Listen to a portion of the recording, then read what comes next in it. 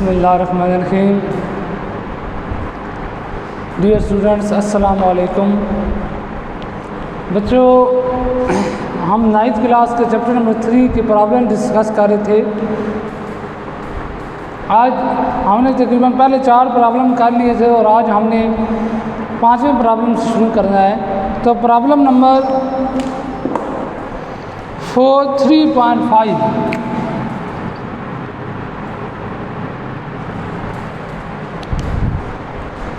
बच्चों 3.5 प्रॉब्लम के अंदर वो कहता क्या है, स्टेटमेंट इसकी क्या है, कहता a body has weight 20 Newton.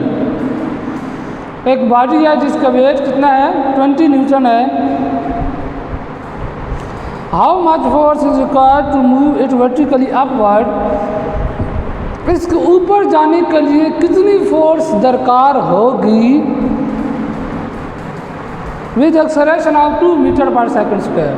अगर उसका एक्सेलरेशन क्या हो, 2 मीटर पर सेकंड स्क्वायर। ये बच्चे देखिए वो कहता क्या है कि एक हमारे पास बॉडी है,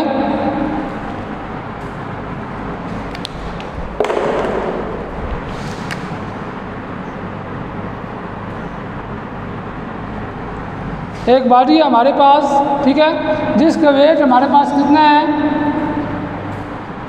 20 न्यूटन, ठीक है। वो कहता है उसके ऊपर जाने के लिए कितनी फोर्स दरकार होगी, उसके ऊपर जाने के लिए कितनी फोर्स दरकार होगी अगर उसका एक्सेलरेशन जो है वो 2 मीटर पर सेकंड स्क्वायर हो। अगर उसका एक्सेलरेशन क्या हो, 2 मीटर पर सेकंड स्क्वायर हो, ठीक है बच्चों। अब ये आपने देखा है कि मैंने F=T लिखा है।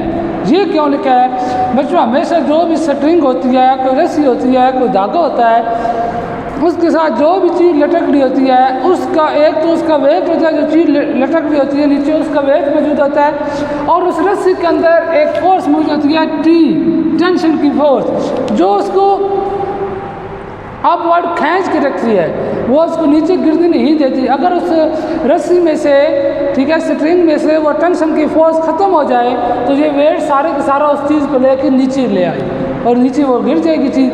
लेकिन टेंशन जो T है ये इस बॉडी को अपवर्ड खींच के रखती है। अब ये कह रहा है कि एक बॉडी का वेट अगर 20 न्यूटन है तो उसको ऊपर लेके जाने के लिए कितनी फोर्स रिक्वायर्ड होगी। इसका मतलब है टेंशन की फोर्स T हमने मालूम करनी है। तो गिवन डाटा हमारे पास बच्चों क्या है,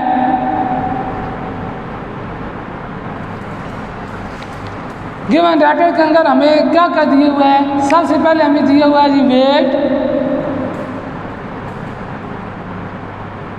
वो हमारे पास है 20 न्यूटन। फिर हमें दिए हुआ एक्सेलरेशन, वो है 2 मीटर पर सेकंड स्क्वायर। वो कहता है ऊपर जाने के लिए कितनी फोर्स रिक्वायर्ड होगी, अपवर्ड जाने के लिए कितनी फोर्स रिक्वायर्ड होगी, ठीक है बच्चों। सबसे पहले तो हमने देखना है इसके सॉल्यूशन के अंदर कि इस बॉडी के ऊपर टोटल कितनी फोर्स लग रही है। तो बच्चों इस बॉडी के ऊपर टोटल 2 फोर्स लग रही हैं। एक तो है वेट की फोर्स, ठीक है, और एक है टेंशन की फोर्स। तो हम इक्वेशन बनाएंगे सबसे पहले, तो वो क्या बनेगी, total force F=T minus W, F=T minus W। अब बच्चे ज़रा ध्यान दें, T टेंशन की फोर्स है और W वेट है, इनके साथ प्लस है और इसके साथ माइनस है। ये क्यों आया है बच्चों, टेंशन T की फोर्स अपवर्ड डायरेक्शन में और वो ज़्यादा है, ज़ाहिर है वो ज़्यादा होगी, इस 20 न्यूटन से ज़्यादा होगी तो वो बॉडी ऊपर जाएगी ना। अगर वो 20 न्यूटन से कम है तो इसका मतलब है जो वेट ज़्यादा है और ये फोर्स कम है तो हम उसको ऊपर कैसे लेके जा सकते हैं, ठीक है। इसलिए टेंशन की फोर्स जो है T वो ज़्यादा है और वेट कम है। एक तो वजह ये है, दूसरी वजह ये है कि ये अपवर्ड डायरेक्शन में और ये डाउनवर्ड डायरेक्शन में, इसलिए इनके साइन क्या होंगे, अपोजिट आएंगे। अब बच्चे देखें हमारे पास फार्मूला बनेगा हमें क्या चाहिए, T चाहिए। हम क्या करते हैं, इसको इधर ले जाते हैं, F + W = T। देखो ना, हमें बच्चों टी चाहिए था ना टेंशन की फोर्स, तो टी इधर ही रखा है, इस डब्ल्यू की मेथड ले गई। अब हमने फार्मूला बना देना है, एफ इजिकल टू क्या होता है एम ए और डब्ल्यू इजिकल टू होता है एम जी। एम कॉमन आ जाएगा, अंदर आएगा a plus g is equal to t. अब बच्चों गिवन डाटा के अंदर हम गए, हमने जब पुटिंग वैल्यू करना चाहिए तो हमने देखा गिवन डाटा के अंदर जो एक दिए हुआ और जी तो वैसे भी कांस्टेंट होता है, जी तो वैसे भी कांस्टेंट है 10 मीटर पर सेकंड स्क्वायर। लेकिन हमारे पास ए भी है, जी भी है, लेकिन एम नहीं है। अब हम सबसे पहले एम फाइंड करेंगे, ठीक है।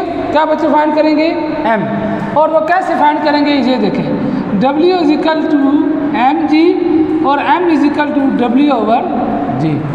तो क्या आएगा बच्चों 20/10, M की वैल्यू आ गई है 10 2 20। M की वैल्यू कितनी आ गई बच्चों 2 kg, M की वैल्यू कितनी आ गई है 2 kg। अब इस M की वैल्यू मैं इस इक्वेशन में पुट करूँगा, पुट वैल्यू ऑफ M, ठीक है। हाँ जी, तो क्या आएगा 2 इंटू ए क्या आपके पास है 2 प्लस जे क्या है 10, ठीक हो गया। तो ये बच्चों आपके पास टी क्या आ गया 12 to 24 न्यूटन। टी क्या आ गया बच्चों 24 न्यूटन, टी की वैल्यू क्या आ गई है 24 न्यूटन, ठीक है बच्चों। फिर देखें हमारे पास टेंशन टी हमने निकालनी थी, वो ये निकल आई है 24 न्यूटन, ठीक है ना। 10 + 2 12 मल्टीप्लाई बाई 2 24, ठीक है बच्चों। फिर देखें उसने कहा था कि हमें कितनी फोर्स चाहिए, तो ऊपर जाने के लिए हमें 24 न्यूटन फोर्स चाहिए होगी, तब ये बॉडी ऊपर जाएगी, ठीक है। तो उसके लिए हमने ये पहले इक्वेशन बनाई, फिर इसमें वैल्यू पुट की, फिर एम कॉमन था वो कॉमन ले लिया, ए प्लस जी अंदर आ गया टी। अब मैंने क्या किया एम की वैल्यू मेरे पास नहीं थी, मैंने एम की वैल्यू निकाल ली है, एम की वैल्यू निकाल के मैंने इधर पुट कर दी, ठीक है बच्चों। ये एम की जगह 2 आ गई, तो ये आपके पास प्रॉब्लम हल हो गया, ठीक है बच्चों। इतना मुश्किल नहीं, आसान है। अब बच्चों जिससे नेक्स्ट प्रॉब्लम है 3.6 और 3.7, वो लेंथ स्टेटमेंट वाले हैं, वो और हैं भी वो आसान, उनको हमें बाद में देखेंगे, वो करने की वैसे ज़रूरत नहीं है वो आसान, वो हमारे पास फार्मूला पीछे लग रहा है टॉपिक में से, ठीक है। उनको हम बाद में देखेंगे, वो बोर्ड के पॉइंट ऑफ व्यू से इम्पॉर्टेंट भी नहीं है, ठीक है उनकी, क्योंकि स्टेटमेंट बहुत ज़्यादा लेंथी है। अब हम जो सबसे पहले करेंगे इनको हम बाद में कर लेंगे। 3.8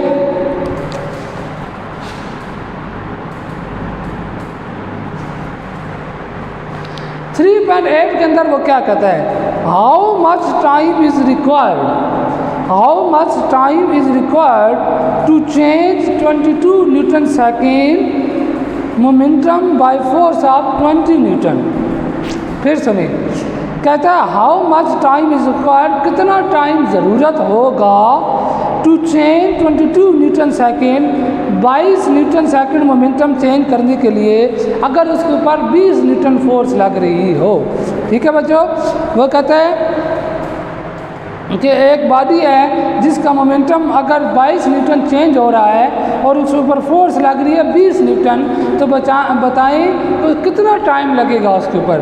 तो हमें सबसे पहले बच्चों गिवन डाटा के अंदर उसने क्या कह दिया क्या हाउ मच टाइम आपने मालूम करना है, ठीक है। उसके बाद वो कहता है चेंज इन मोमेंटम,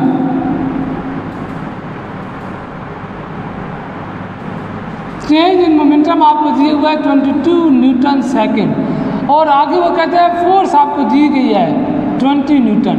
बताएं टाइम कितना लगेगा उस बॉडी के अंदर, जब इतना मोमेंटम चेंज हो रहा है और इतनी फोर्स के साथ चेंज हो रहा है, तो फिर टाइम कितना लगेगा, ठीक है बच्चों।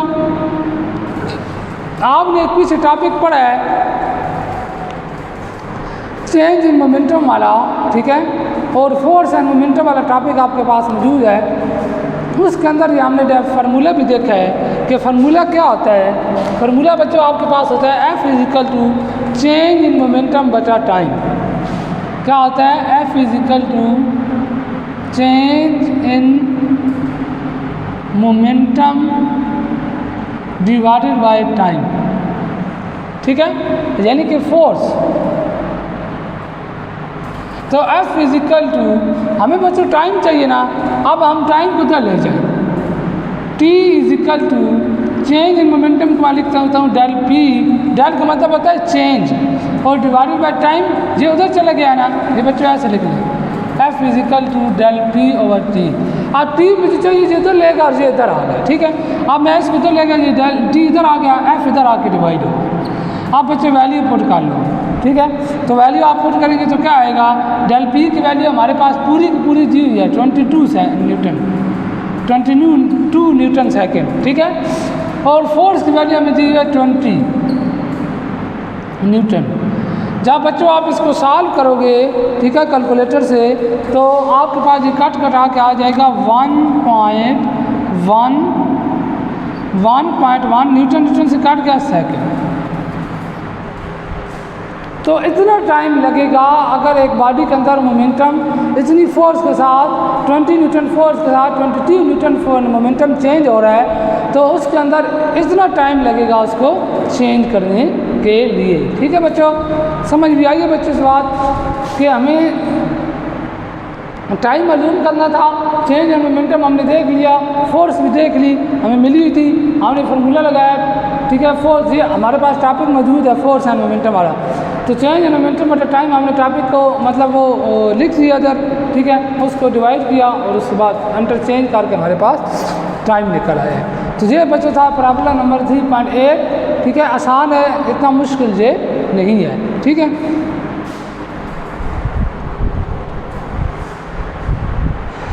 आगे नेक्स्ट हमारे पास बच्चों क्या है,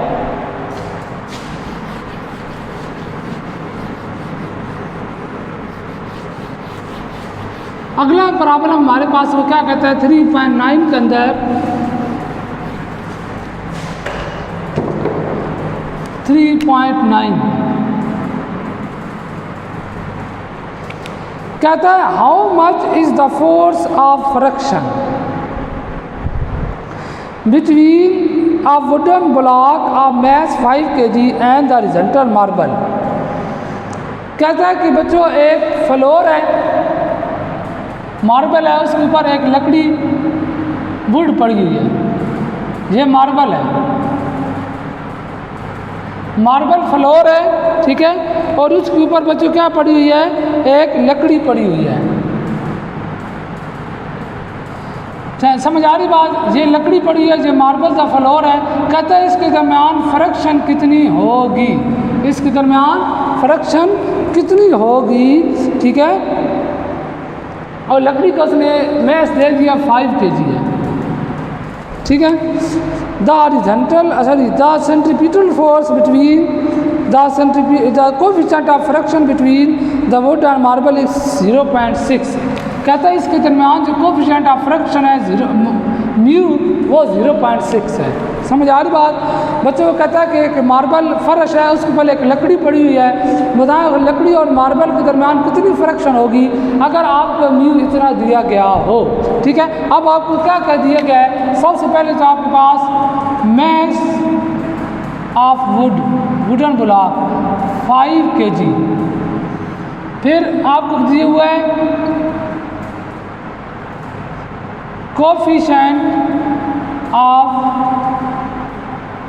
फ्रिक्शन जो है म्यू और वह 0.6, ठीक है बच्चों। वो कहता है फ्रिक्शन मालूम करें,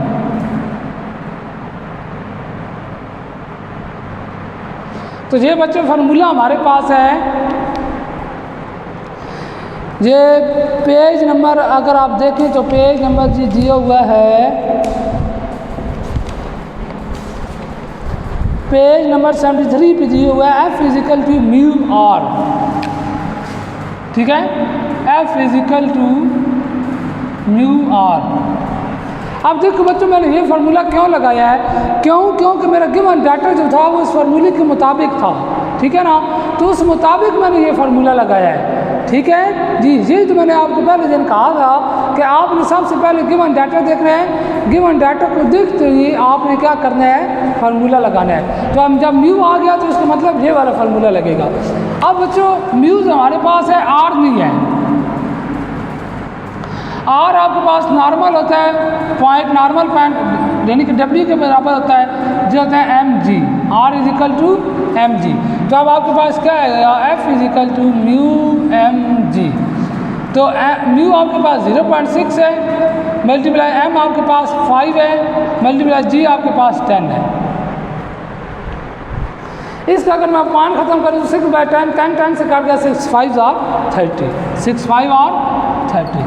तो 30 न्यूटन आपके पास क्या आ गई है, फोर्स ऑफ फ्रिक्शन। बच्चों 30 न्यूटन आपके पास क्या आ गई है, फोर्स ऑफ फ्रिक्शन। ठीक है बच्चों, फिर देखें उसने फोर्स ऑफ फ्रिक्शन पूछी थी, तो मेरे पास फॉर्मूला है F equal to mu r. ठीक है, तो आर आपके पास किस बराबर होता है, एम जी के। ठीक है, अब मैंने आर की जगह, इस आर की जगह क्या लगाया, एम जी, म्यू की वैल्यू लगाई, एम की वैल्यू लगाई और जी की लगाई। इसका पॉइंट खत्म करूँ तो 6/10 आता है, 10 से काट गया 5 6 5 और 30। ठीक है बच्चों, ये आपके पास इतनी फोर्स ऑफ फ्रिक्शन इसके दरमियान होगी, मार्बल और इस लकड़ी के दरमियान। ठीक है,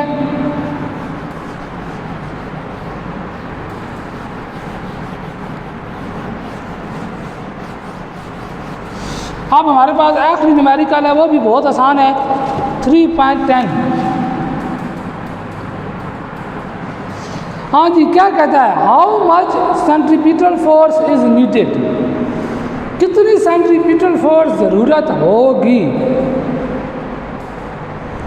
make a body of mass 0.5 kg, अगर बॉडी का मैस 0.5 kg हो, to move in a circular वो सर्कुलर पाथ में मूव कर रही हो और उसका रेडियस 50 सेंटीमीटर हो, तो उसकी स्पीड कितनी हो, 3 मीटर पर सेकेंड। तो कहता है, ये देखें सिंपल सी बात, एक बॉडी है वो सर्कल में मूव कर रही है, एक पत्थर है या बॉडी है वो सर्कल में मूव कर रही है, उसका जो रेडियस है वो है 50 सेंटीमीटर और जितनी स्पीड से मैं मूव कर रही है वो हमारे पास है जी 3 मीटर पर सेकेंड। और उस बॉडी का जो मैस है इस पत्थर का एम वो है 0.5 kg। ठीक हो गया, रेडियस भी दिए हुआ, वेलोसिटी जिससे वो मूव कर रही है, जिस स्पीड से वो भी दिया। कहते हैं सेंट्रीपिटल फोर्स कितनी होगी, इसको मूव कराने के लिए हमें कितनी सेंट्रीपिटल फोर्स चाहिए होगी। तो बच्चों क्या कह दिए हुआ, सबसे पहले मैस 0.5 kg, फिर आपके पास स्पीड कितनी दी हुई है, 3 मीटर पर सेकेंड। ठीक है,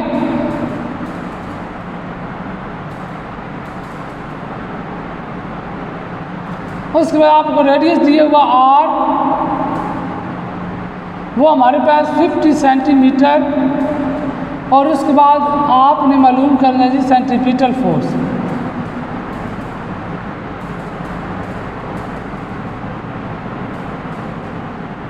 FC ये आपने मालूम करना है।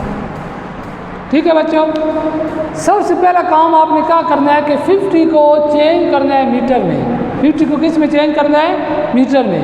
तो आप डिवाइडेड बाय 100 कर देंगे, डिवाइडेड बाय क्या करेंगे, 100।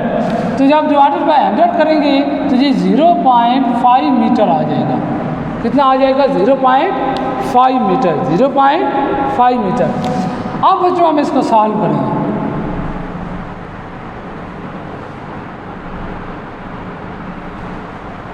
इस वजह के 50 डिवाइडेड बाई 100, 0 से काटेंगे, 0 की जगह 5, 1 की जगह 5। ठीक है, 0.5। फार्मूला आपके पास क्या है, FC is equal to mv² r। ठीक है, m की वैल्यू हमारे पास 0.5, v की वैल्यू हमारे पास क्या है 3 का स्क्वायर, डिवाइडेड बाय r की वैल्यू भी क्या है 0.5। आप ज़रा ध्यान दें, 0.5 और 0.5 आपस में कैंसिल हो गए, फिर से क्या बचा, 3 3 are 9, 3 3 are 9 Newton. Centripetal force कितनी आ गई, 9 न्यूटन। समझ आइए बात। बच्चों से कहा था अगर एक पत्थर है, एक बॉडी है जिसका मैस इतना है और इतनी स्पीड से वो सर्कुलर में मूव कर रहा है जिसका सर्कल का रेडियस इतना है, आप बताएं सेंट्रीपिटल फोर्स कितनी चाहिए होगी उसको मूव कराने के लिए। तो ये हमने गिवन डाटा लिखा, हमने फार्मूला लगाया, हमारे पास ये आंसर। समझ आइए बात बच्चों। तो ये आपके न्यूमेरिकल थे तीसरे चैप्टर के, ठीक है। और ये इंतहाई इम्पॉर्टेंट है बोर्ड के पेपर के पॉइंट ऑफ व्यू से। क्योंकि बच्चों जो स्कीम उसमें दी हुई है उसके मुताबिक दूसरे और तीसरे चैप्टर से एक लॉन्ग आता है, फिर चौथे और छठे से आता है और फिर सातवें और आठवें से आता है। तो दूसरा और तीसरा, तो तीसरे से वो न्यूमेरिकल भी दे सकता है और थ्योरेटिकल लॉन्ग भी दे सकता है, और दूसरे से भी वो न्यूमेरिकल यानी कि सालवें एग्जाम्पल जो थ्योरेटिकल इक्वेशन ऑफ मोशन में से दे सकता है, ठीक है। तो इसलिए ये करना बहुत ज़रूरी है, ठीक है। बहुत आसान है बच्चों, इसमें इतनी कोई मुश्किल न्यूमेरिकल ये नहीं है। एक दफ़ा आप जब करेंगे देखेंगे बच्चे जिस तरह मैथ होती है ना उसकी प्रैक्टिस ज़रूरी है, इस तरह जो न्यूमेरिकल है इनकी प्रैक्टिस भी बहुत ज़्यादा ज़रूरी है, तब ये जाके साल होते हैं। एक फार्मूला याद रखना होता है, बाकी जो आपके पास मल्टीप्लिकेशन होती है, डिवीजन होती है, ठीक है। आजकल के लिए इतने काफ़ी है, आज तक के लिए इतने काफ़ी है। इंशाल्लाह अगले लेक्चर में हम डिस्कस करेंगे इससे अगला नेक्स्ट टॉपिक। तब तक के लिए खुदा हाफिज़।